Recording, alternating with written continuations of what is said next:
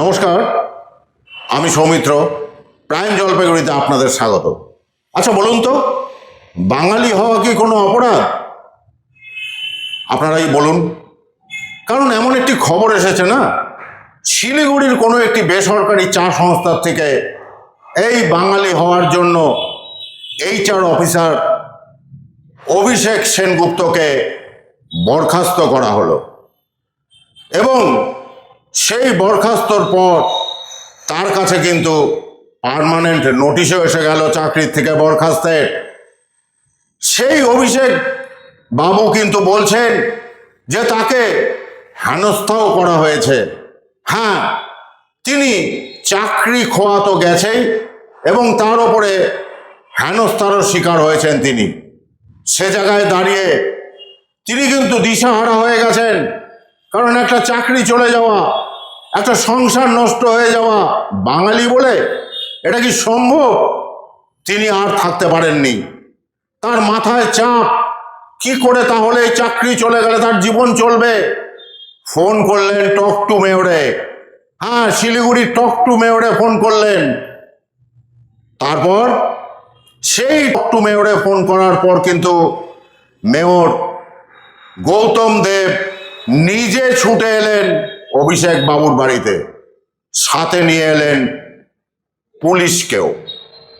এবং সব কিছু শোনার পর না, তিনিও একটু রাগান্বিত হয়ে গেলেন। কারণ তাকে কেন বাংলাদেশি আখ্যা দেওয়া হলো, বাংলাদেশি আখ্যা দিয়ে তাকে কেন চাকরি থেকে বিতাড়িত করা হলো। তিনি আশ্বাস দিয়েছেন এবং পুলিশ প্রশাসনকে বলেছেন বিষয়টি দেখতে। আর আজ অভিষেক বাবু মেয়রের সাথে কথা বলার পর একটু হলেও স্বস্তি ফিরে পাচ্ছে। তাহলে চাকরিটা কি ফিরে আসবে? এটাই প্রশ্ন অভিষেক বাবুর। তো অবশ্যই ফেললো। শিলিগুড়ির মেয়র উনি এসছেন, আমাকে তলব করতেই পারতেন, তবু উনি আমার ডাকে সাড়া দিয়ে উনি এসছেন। টক টু মেয়রে অভিযোগ জানিয়েছিলাম, রেসপন্স করেছেন। উনি অভিভাবকের মতন আমাকে একটা আশ্বাস দিয়েছেন। তাহলে পরে তো আমি আশ্বস্ত হবই। পুলিশের ভূমিকা এখন কেমন? তখন আর এখনের মধ্যে অনেক তফাৎ আছে। তবে আমি যেটা পুলিশ নিয়ে বিশাল কিছু মন্তব্য এখন এই মুহূর্তে করবো না। গতকাল আপনাদের কোনো রিপোর্টার ভাইকে আমি অবশ্যই করেছিলাম। সব ডিপার্টমেন্টে দেখুন কোনো অন্য লোক একটু ডিফারেন্ট হয়ই, ঠিক আছে? তাই এবং ডিফারেন্ট লোকের সাথেই জনমাধ্যমের বেশি দেখা হয়, এটাই হচ্ছে দুঃখের। আপনি কি কোম্পানিতে ফিরতে চাইছেন নাকি? দেখুন, ফেরার তো ইচ্ছা আমার নেই, ঠিক আছে না?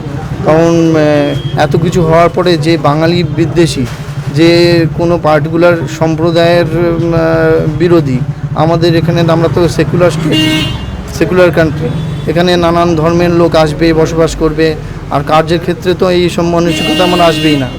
তাহলে পরে তো আমি HR ম্যানেজার হিসেবে কোনোরকমভাবে কাজ করতেই পারবো না। আমি বায়াসড। উনি আমাকে বায়াসড হতে বলছেন, আমাকে পক্ষপাত করতে বলছেন, কিন্তু আমি সেটা করিনি দেখেই আমার উপরে জুলুম হচ্ছে, আমাকে বাংলাদেশি আখ্যা দিচ্ছে, আমাকে উল্টোপাল্টা কথা বলা হচ্ছে। আপনাদের হ্যান্ডওভার দিতে বলেছে আপনাকে তো ছেড়ে দেওয়ার কথাই বলেছে ওরা। হ্যাঁ, আমাকে তো উনি হঠাৎ করে বললেন 3 তারিখে আপনি বাড়ি চলে যান। আমি আমার কোশ্চেন ছিল ওনার কাছে যে আমি তো লিভ চাইছি না, আমি পুরো সুস্থই আছি, জ্বর টর কিছু হয়নি। তাহলে পরে আপনি আমাকে যে লিভ দিচ্ছেন সেটা কি আপনি পেড লিভ দিচ্ছেন নাকি আপনাকে অ্যাবসেন্ট মার্ক করবেন? তখন উনি আমাকে ওনার চেম্বারে ডেকে নিয়ে অনেকক্ষণ ধরে উনি আমাকে মেন্টাল টর্চারিং করলেন। আমাকে কোনো কথা বলতে দেবেন না, উনি এইটাই করেন। তো ঘন্টার পর ঘন্টা উনি আঙুল দেখিয়ে কথা বলতে গেলে চুপ রেগে এরকম করে উনি অনেকক্ষণ কাটালেন, যাতে আমার মানসিক একটা যন্ত্রণা হয়। এবার আমি বললাম আপনি মেন টপিকে আসুন। তো উনি আমাকে যেটা বললেন সেটা হচ্ছে উনি আমার উপরে ভরসা নেই, আমার ধর্মের উপরে উনি ভরসা করতে পারছেন না। তা উনি ডাউট করছেন যে আমি বর্ডার পেরিয়ে এখানে এসেছি, আর আমি সংখ্যালঘু সম্প্রদায়ের কোনো বিশেষ সম্প্রদায়ের হয়েও আমি হিন্দু সেজে বসে আছি। আপনারা তো শুনেছেন টক টু মেয়রে যে কমপ্লেন হয়েছিল, যেটা আমাকে বলেছিলেন অভিষেক সেনগুপ্ত।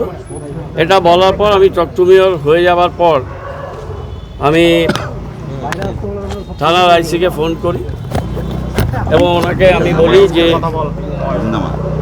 উনি যা বলেছেন আমি সেটাই বলি যে ওনার সাথে আপনারা কন্ট্যাক্ট করুন এবং ভদ্রলোককে খুব সফটলি হ্যান্ডেল করুন এবং ওনার বক্তব্য শুনে আইনগত যা করা আপনারা সেটা করুন।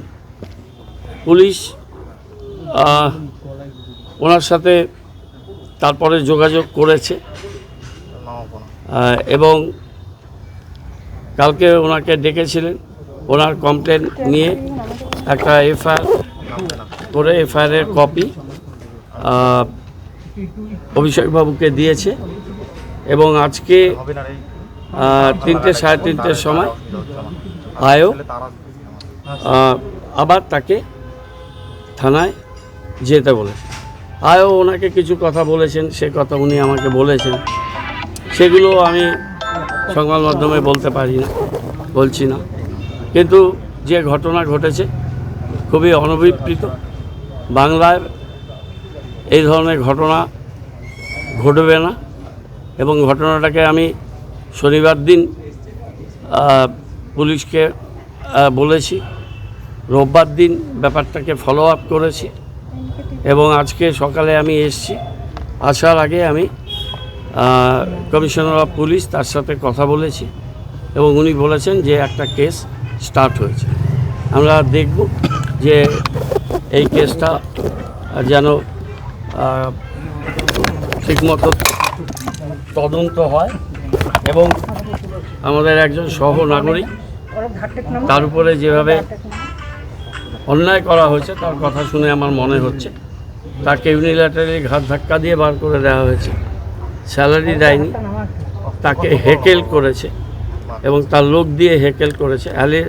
যেটা অ্যালেজ উনি বলেছেন মিস্টার পুরোহিত বলে তাদের অফিসের লোক ধনরাজ পুরোহিত এই আশেপাশেই থাকে, সে এবং এইচআরের একজন অফিসের লোক, তারা দুজন মিলে সকালবেলায় তাকে হেকেল করে এবং খুবই মানসিক যন্ত্রণা তাকে দিয়েছে। এই ছেলেটি অভিষেকবাবু MA political science north Bengal university. আমি এখন এখানে বলতে পারি না, this is very sensitive issues, সেটা আপনারা দেখেছেন কি দেখাননি প্রেস টিভি মিডিয়া, আমি বলতে পারবো না। আমার কাছে টক টু মেয়রে এসেছিলো, সেটা লাইভ অনুষ্ঠান, সেই লাইভ সম্প্রচার সবাই দেখে। আমি ব্যাপারটা খুব সিরিয়াসলি নিয়ে শনিবারই আমার যেখানে যা বলার বলেছি, রোববার দিন আমি এটাকে ফলো আপ করেছি, আজকে এসেছি এবং আমি পুলিশকেও বলবো একটু এদিকে নজরদারি বাড়াতে।